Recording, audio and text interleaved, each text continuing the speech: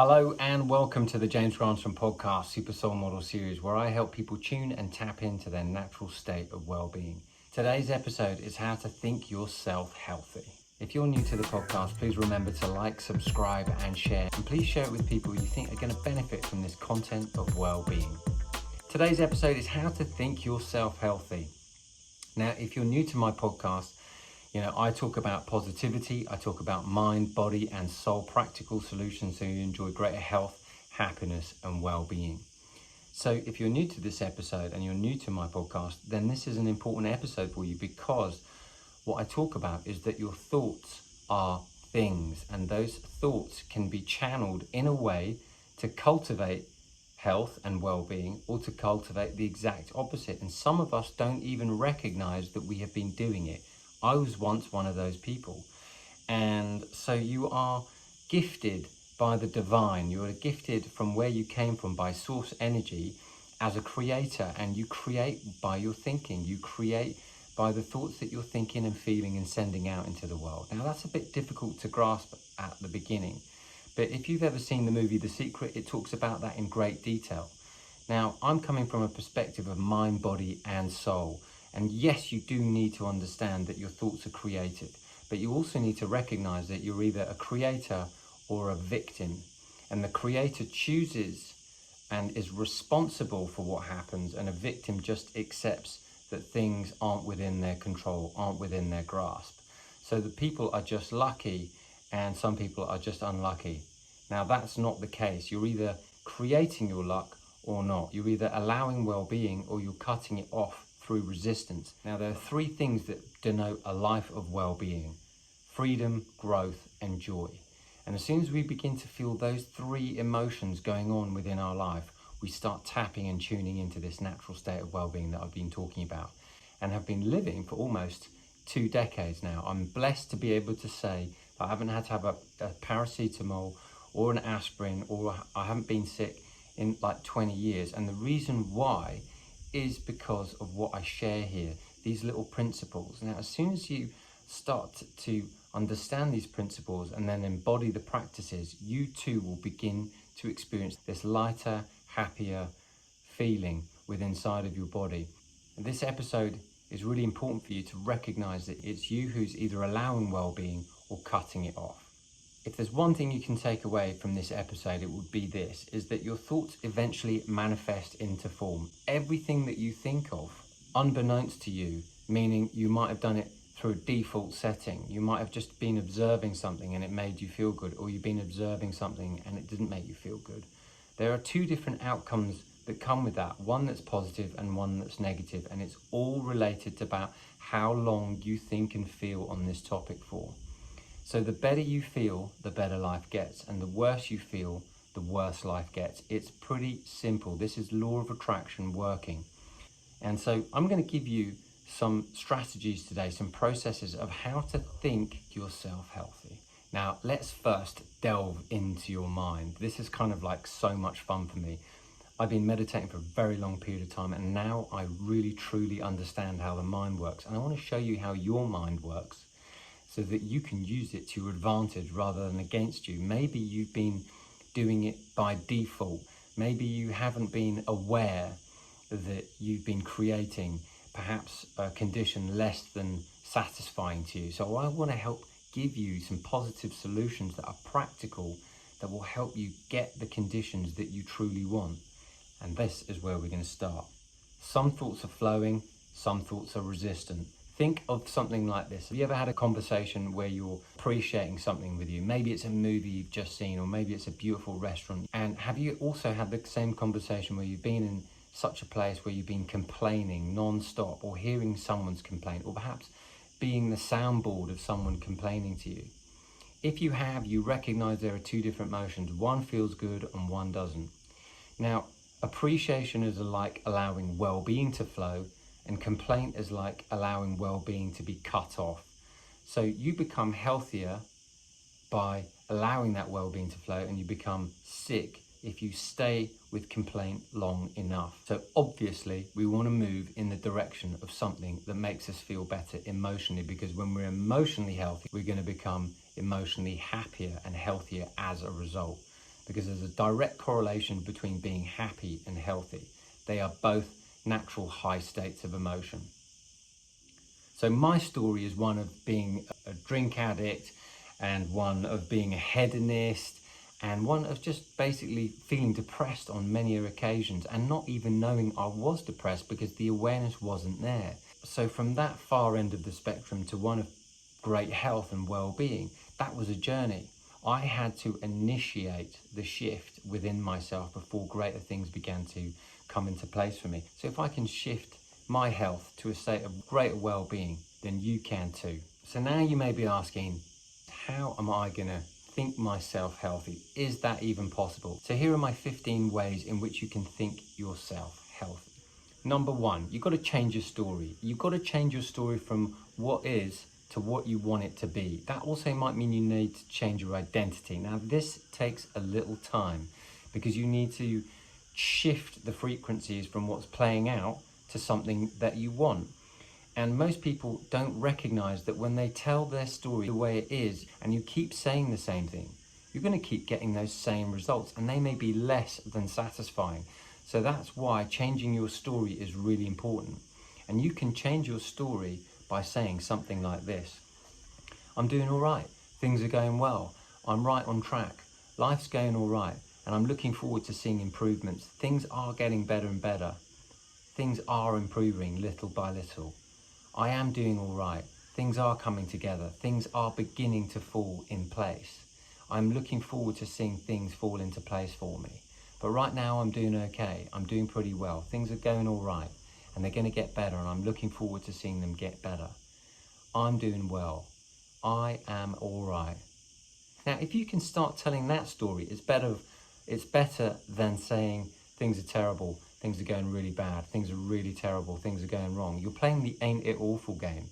You've got to take your story and morph it in the direction of where you want to go. You've got to be positively, upwardly telling a better feeling story rather than saying it the way it is. How are you doing? I'm doing all right. I'm doing really well. And things are getting better. Things are improving, and I'm looking forward to things improving all the time. This is a much better future forward movement of energy. As soon as you move your energy from saying, I'm all right, things are getting better, I'm doing better, life's getting better, I'm looking forward to seeing things getting better, what you're doing is acknowledging where you are and moving in the direction of where you want to go. When you look at athletes, they're talking always about where they want to go, where they want to be. They admit and accept where they're at, but then they talk about what they want to do.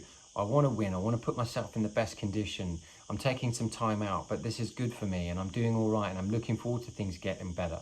Roger Federer just did a post on Instagram saying he's got to have another knee surgery injury, but he's still looking forward to coming back playing the game. He's still looking forward to being in the best state of health so he can compete. And so he's talking about where he is, but he's also talking about where he wants to be and acknowledging it. And so that's a good feeling story because it's helping him focus. Now, the athletes we revere do this. Watch them on TV, watch the interviews afterwards and see how they talk. They'll notice that their minds are in tune. And because their minds are so in tune and focused, that is how they're able to operate at such a high level. Now, sure, they get injuries, sure, things happen, but that's part of being a professional athlete. Now, when we're living our lives, we might not be a professional athlete, but if you are listening to this and you're a professional athlete, you'll recognize that the mind plays such a great part in addition to your physical skill. And the mind is the bit that takes you over the line. The mind directs where the body's going to go. So you've got to tell a story that's a better feeling than what is in order for your circumstances to change and for you to be able to think yourself healthy. Another way you could say that is, my body knows what to do. If you ever look in the mirror and you're upset by something, you always tell yourself, my body knows what to do. My body's intelligent. My body knows what to do. My body pumps the blood to my heart. It knows how to heal a cut. It knows how to grow hair. It knows how to do all these things. I don't ask it. It knows what to do. So when you say, my body knows what to do, my body's intelligence knows what to do, you're working in harmony with the body, allowing yourself to think itself healthy, rather than, I need to do something. Now, sometimes you may need to do something, but notice, is it a resistant action or is it a flowing action? And these thoughts, such as my body knows what to do and telling a better feeling story, is you thinking the energy into place, moving in the direction of well-being rather than moving in the direction of resistance to well-being. Number two, my number two way of thinking yourself healthy is this: accept where you are and feel gratitude for what you have. As soon as you accept where you are, what's happening is you accept the energy and you're not being resistant to it anymore, which means you'll stop pushing against perhaps the sickness or illness that you may be experiencing right now, or lack of physical condition that you want right now. As soon as you accept it and then start to look and feel gratitude for what's going well, your body will begin to shift. You will shift the energy in your energy system. You will shift the chi around your body, so to speak. You will shift the life force in your body. Now, there's a really interesting story. There's a guy called Mike Dooley who writes totally unique thoughts. He talks about the universe. He talks about infinite possibilities. And he had a story where his left knee was really hurt, but his right knee was really healthy. He felt like the oncomings of potential arthritis happening in his knees. And he was told to focus on the energy of his healthy knee undividedly, and then send positive energy through a thought to his other knee. So he kept his undivided attention on his healthy knee, and he said within about 10 days, perhaps even a little bit longer, his other knee began to feel better. Because now we're using the law of attraction. When we focus on what's working, everything begins to fall into place. And that is why gratitude is so powerful. When we're focusing on what we're grateful for, the universe will give us more to be grateful for. The law of attraction will give us more reasons to feel grateful for all the things that we've got going in our life. So if there's one thing that's niggling at you, focus on what's working. And as soon as you do, other things will fall into place. Number three, to think yourself healthy, this is really important. You've got to ignore the opinions of others. You've got to keep your own counsel. Keeping your own counsel means I'm going to listen to the positivity around me. I'm going to listen to the upliftment. I'm going to listen to the encouragement. And if people are naysayers, if people are putting me down, if people are not helping me believe in my own vitality, in my own energy, in my own well-being, and thinking that I am the cause of my success, I'm the cause of my health. If they're not telling you that, if they're saying health is not in your hands, then do not listen to them, because it's super important that you recognize that you are the creator and not the victim of circumstance. And as soon as you remember you're the creator, the power is back in your hands, and that well-being will begin to flow powerfully into your experience. As soon as you're a victim, you cut yourself off to well-being because you think that it's an external source doing it to you. It is not an external source. It's the internal source that is always doing it to you. It's your focus. Number four, follow your beliefs about food. Now, health and diet is directly related, and this is where the mind comes in and thinking yourself healthy. When you follow your beliefs about food, thinking this food is good for me, then you're working with it, meaning you're not being resistant, you're going with the flow. But when you're eating foods that you think aren't good for you, then you are not helping yourself or your body.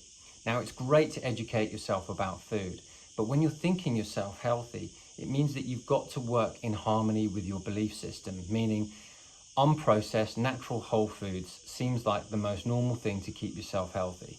If that is a belief that you believe, then you better follow it. That's what I did. I started becoming more plant-based. I started eating more fresh fruits and organic vegetables and having a plethora of these different colors in my life every single day. And I noticed that there was a difference in my eye health, a difference in my skin health, in my tongue health, in my hair health, and just in my overall vitality and energy. That is what I noticed happened as a result of following what I believed. So when you're eating a food, does it feel as though it's helping you? Because when you're going with the flow, then what's happening is you're not creating split energy. You are not putting resistance when you're eating food. When you know you're eating a food that's bad for you and you do it anyway, the results that you get are going to be less than pleasing. And when you eat a food that you know is good for you, meaning you're harmonizing with your belief system, and you go and do it, you know the results you're going to get are going to be positive and are going to be flourishing in well-being. So when you do that, you know the results are going to be extremely satisfying. So follow the latter and recognize that when you do something that you know that's not good for you, you're going to suffer from that, meaning you're going to experience greater resistance, which will cut off your natural state of well-being. So it's good to be educated and follow your belief systems. Let your belief systems show you how well you're doing when you follow them. Remember, eating well is important, but it's all about your mindset. If you're eating well and you're not thinking well, then you've got a mismatch on the triad of well-being. The triad of well-being is mind, body, and soul.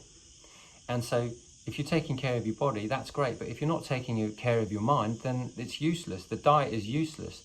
The plant-based diet or organic thing is useless. It's going to help you a little bit, but you've got to change the mindset too. And you've got to be taking care of your soul as well.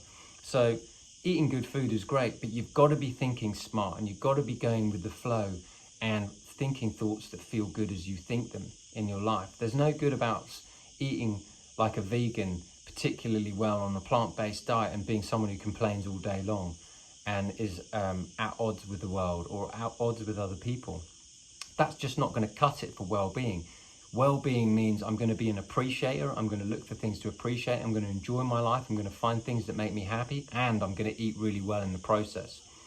In that aspect, you're going to enjoy greater health. And if you're spending time in nature, if you're spending time being creative, now you're talking from your soul as well. And if you've got some mindfulness practices, you're allowing the essence of who you are to flow into your body, meaning you've got more electricity and more energy in your body. Now you're going to have more positive energy, and this is just going to help you flourish with well-being. This is one of the direct causes of why I've been blessed to have no medication in the last 2 decades. Number 5, you've got to visualize your body the way you want it to be. When you visualize your body the way you want it to be, and this may take time, there's a buffer of time between what you're visualizing and imagining and things happening. The mind needs direction, and vision boards are really good for this. So have a vision board out about how your body wants to look. Now, make sure it's kind of realistic to you. You know, if you're skinny and having a picture of Arnold Schwarzenegger up there, that's not going to really cut it for you. You need to have something that can actually match your body type. So find someone who's close to you, who inspires you, who can have a picture of where you can focus your mind and body on. When I first started modeling, I took out a picture of a guy who kind of looked like me, but had amazing abs, had an amazing body. And so I had that in my bedroom, and I looked at it every day. And my mind was being fed images of how my body and how I wanted it to look. So I visualized my body like that as I was sleeping and as I was waking up. So my body knew where I was going. And then I was taking the action. But I was thinking the images of how my body wanted to look. And so when I got that 8-pack at the end of it, that's what happened. That's what my body morphed to.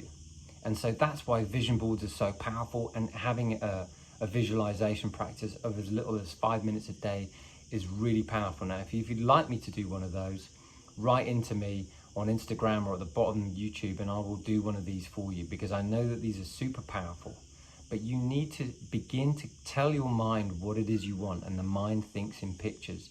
So if you've got a clear image about what you want and what you want your body to look like, and the picture of health that you want, then that is fantastic.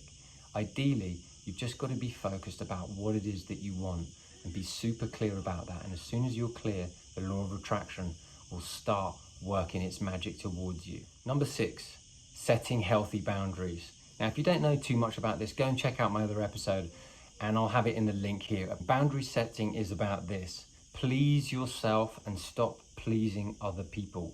As soon as you begin to please yourself, meaning protecting your precious time and energy, what's going to happen is you're going to have greater positivity flowing in and out of your body and in your mind, and you're going to feel much more relaxed. And when you say yes and mean it, and say no and you mean it, you are protecting this beautiful circle around you where you're honoring yourself.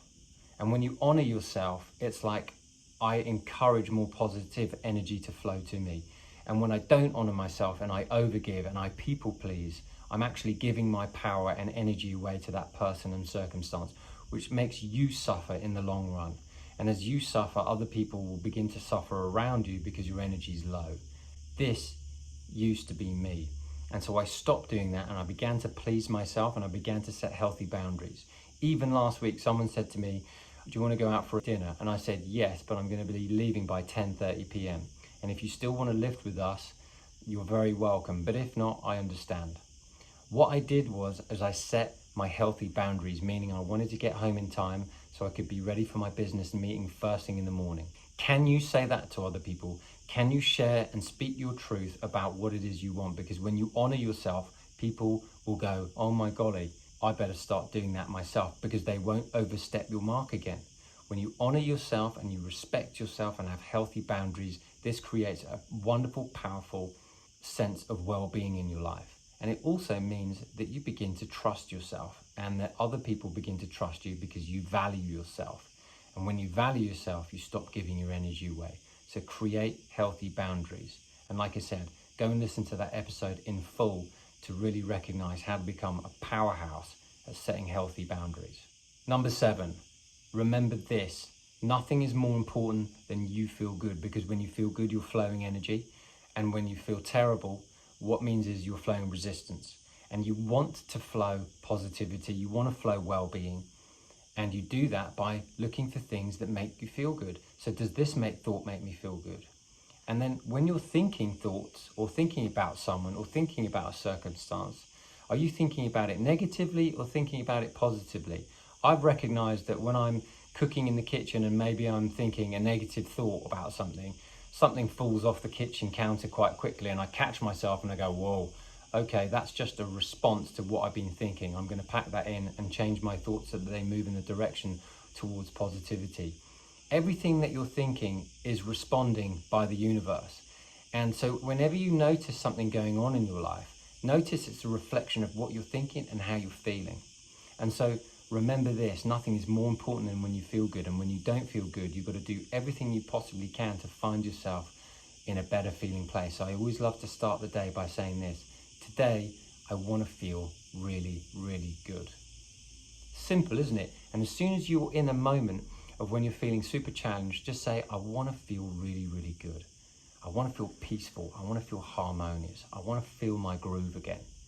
As soon as you start saying that, you change and pivot your energy towards a higher feeling state of emotion. And as soon as you do, the law of attraction will bring that to you and you can start to find thoughts that feel better. But if you're not willing to say and interrupt the pattern by saying, I want to feel good and I want to feel peace and harmony, and I want to feel great and I want to feel positive energy and I want to feel excited and I want to feel enthusiasm. If you're not willing to say that, you're going to stay where you are. And so you've got to be willing to pivot. You've got to be willing to make the effort to move in the direction of something that feels good. So do things and think things that make you feel calm and happy, and look for the best in yourself and look for the best in others, and give yourself the benefit of the doubt and give others the benefit of the doubt, because less stress in your life equals more well-being. And where does all stress originate from? In the head. So if we can find things to appreciate and compliment in ourselves and in other people, what's going to happen is we're going to create a greater sense of well-being in our internal biochemistry. And so do things that make you happy. Find things that make you happy. Think things that make you happy. Think things that make you feel calm and relaxed and blessed. Now you're using your focus to focus on things that are upbeat rather than downbeat. And that's the difference between well-being and getting sick. Sickness comes as a result of spending too much time downbeat. Number 8, my 8th way to think yourself to greater health is to use affirmations. Affirmations created by Noah St. John, I've talked about this several times before, could be an example of something like this. Why am I healthy? Why am I so well? Why is everything falling into place? Why am I lucky? Why do I live a stress-free life? Why do I make healthy choices? These types of affirmations help your reticular activating system in the base of your skull go and find the answers to this. Now, as soon as you're asking these empowering questions, that's what's going to come back. And remember, law of attraction is always at work. The universe is always at work. Now, when you ask a good question such as this, it empowers you to look for where you're already making healthy choices. And remember, it only takes one thing to start going really well. By looking for evidence of where you're making healthy choices in one area of your life, it can start to flood into the other areas. And that's why law of attraction is so interesting, because people don't recognize they could be completely focused on another subject and be really appreciative about it, and then suddenly all the other aspects of their life click into place. Now you can do that too with your focus, and by using these affirmations to look about and talk about and ask questions about where you are empowering yourself as if it was right now, in the form of the question of, why do I make healthy choices? Why am I healthy? Why am I lucky? Why do I live a stress-free life? Beautiful and powerful statements that will in time deliver to you something on that same vibe. Number 9, remember what you focus on is what you get. Now, I've talked about this and blended and weaved it in through this episode, but the law of attraction responds to what you're thinking and what you're feeling. Now, when I was out of whack, when I was out of my center and I was, drinking heavily and feeling stressed and depressed and the rest of it, what I noticed was that I was focused on trying to get high, but not naturally. And so I was doing everything to distract my mind from my reality, because I recognized that my reality was less than pleasing. It was dissatisfying. And so at some point in time, I had to step out of this loop of lunacy and go for a new topic, which was perfect health. I wanted to know what perfect health was.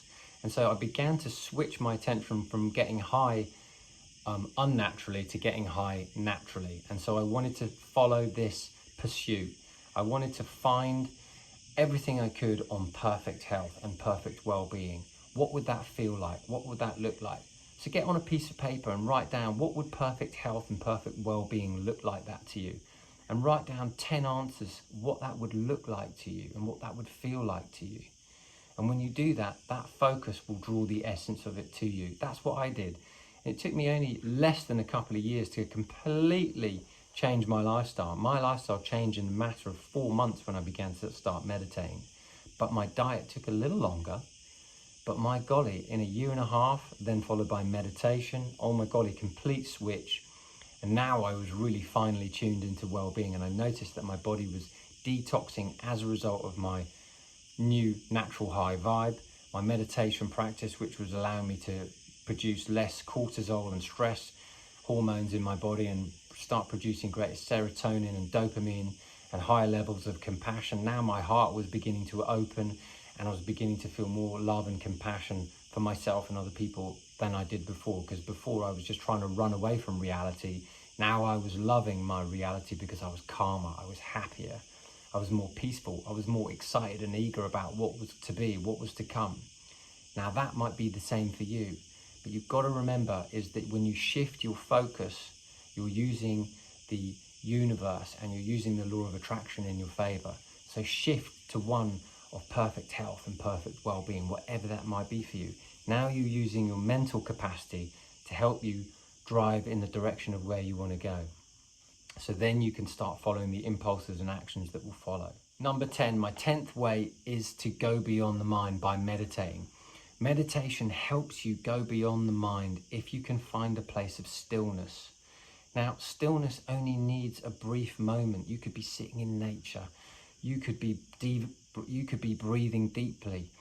But when you enter this space of silence, what happens is your natural frequency begins to rise. Your natural vibration begins to rise. That's why I advocate meditation pretty much every week on this podcast, because it's the meditation that allows you to get out of the mind and out of those stress thoughts and out of that thought noise and out of that thought activity to get to this place of peace.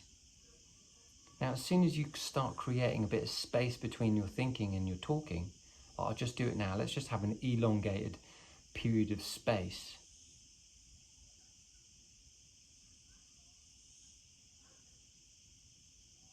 Just that moment of silence helps you tune in. Now you can elongate that for a bit longer. Could you get that to 20 seconds? Could you get that to 40 seconds? Could you get that to a minute? If you start doing that and bringing it into your day, do a minute here, a minute there, which will then begin to shift your frequency to that well-being, because well-being is the absence of all thought. It's the absence of thought activity and noise. It's just when you become completely present, and being in nature and observing nature is a wonderful way to do that. So meditation is great, and if you're new to that, check out my 7 ways to meditate. But other than that, deep breathing and listening, or watching a tree move, or listening to the humdrum of the world is a great way to begin to dissolve that vibration of resistance and increase your sense of well-being. remember that exercise will help you turn on the flow of well-being. And when we get stressy and too much in our head, that's the result of too much thought. And that creates resistance, which will build up in our body if we do nothing about it. So number 11, listen to your body. Now, thinking thoughts that make you healthy, how does listening to your body? Listen to the subtle impulses it's given to you. Check out my episode that on greater depth. Chill when you need to chill, and move when you need to move, meaning if you experience lethargy, move your body. So when you begin to listen to your body, you begin to listen to the impulses, then you start to tune and tap into that natural state of well-being, and you enjoy greater sense of health. Number 12, my 12th way to think yourself healthy is to set intentions. If you know that you're driving from London to Edinburgh, you need to know your end result about where you're going. So when you write intentions out every day, it's like that clear highway of going from A to B. So when you know where you want to go, you know that's your end destination.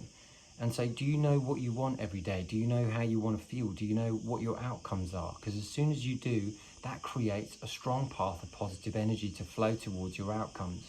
So that's why having goals are great. And particularly having goals that are achievable are great every single day. Because as soon as you know what you want, then energy begins to become accessible for you. Greater energy and clearer energy becomes accessible for you. And so it's way easier to be positive when you know what you want.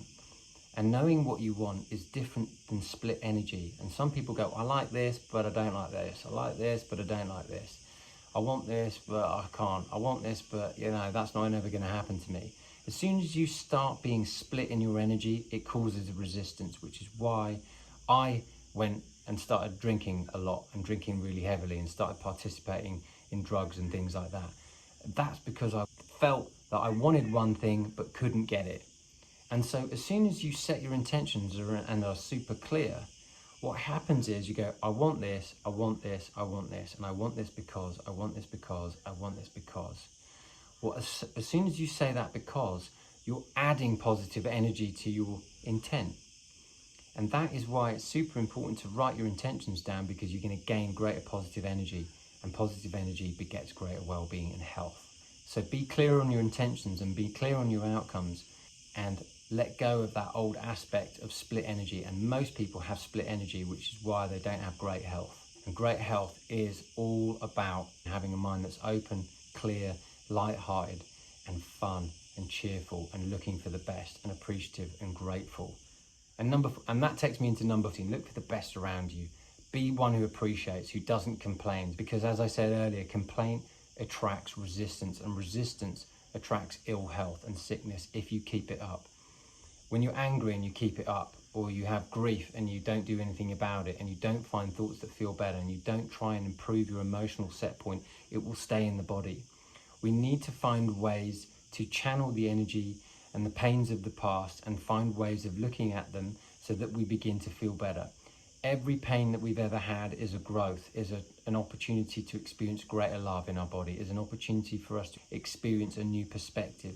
And when we experience a higher and new perspective, our dynamic of well-being will change, because when we change the way we look at things, things that we look at begin to change. And so be one who appreciates rather than complains.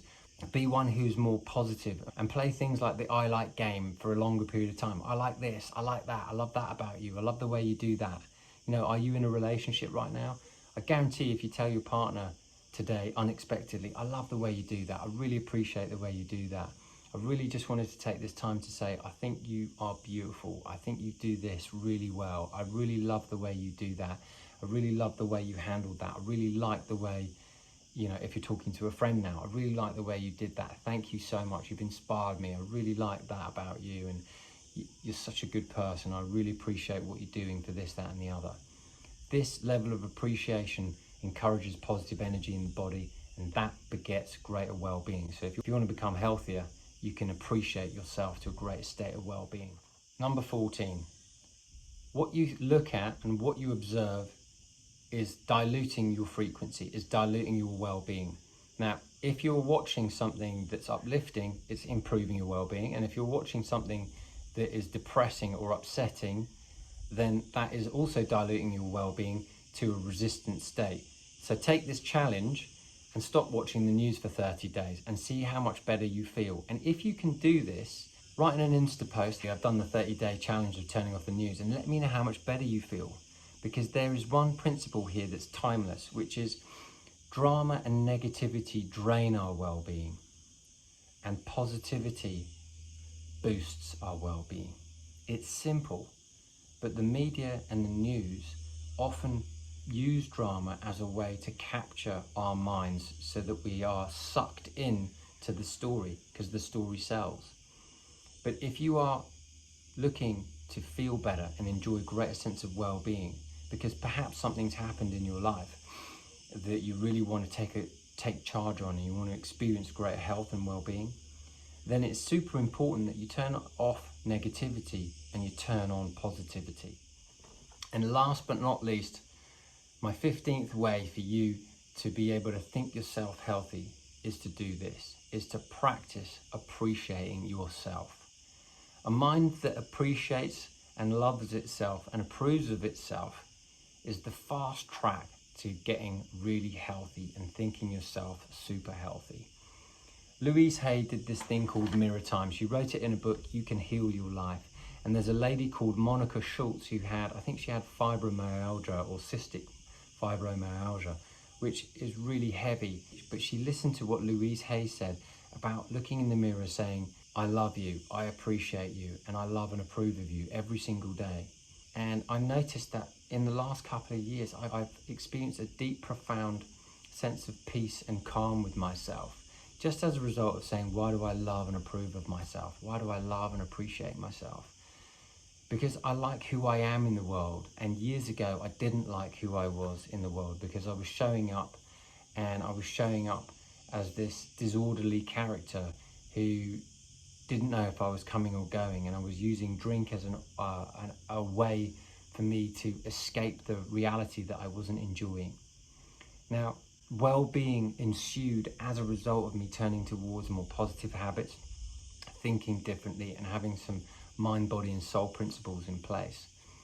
But when you begin to love and appreciate and approve of yourself, I guarantee you're going to tap into your natural state of well-being in a way that will just seem so natural to you.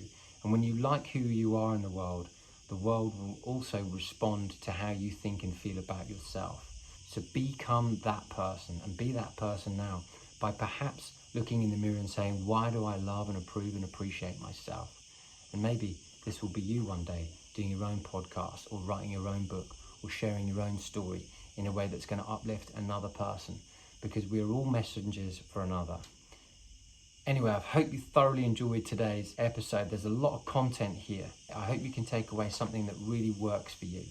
And if you've liked this episode, please remember to give it a like, give it a review, give it a thumbs up, and let me know what your main takeaway is. I super love to hear from you. And if you're new and you want to learn how to meditate, check out my 7 ways to meditate. It's a free sign up, and you can get me in your inbox every single day teaching you how to meditate, so you make sure that you're doing it properly, that works for you and your sensory primer.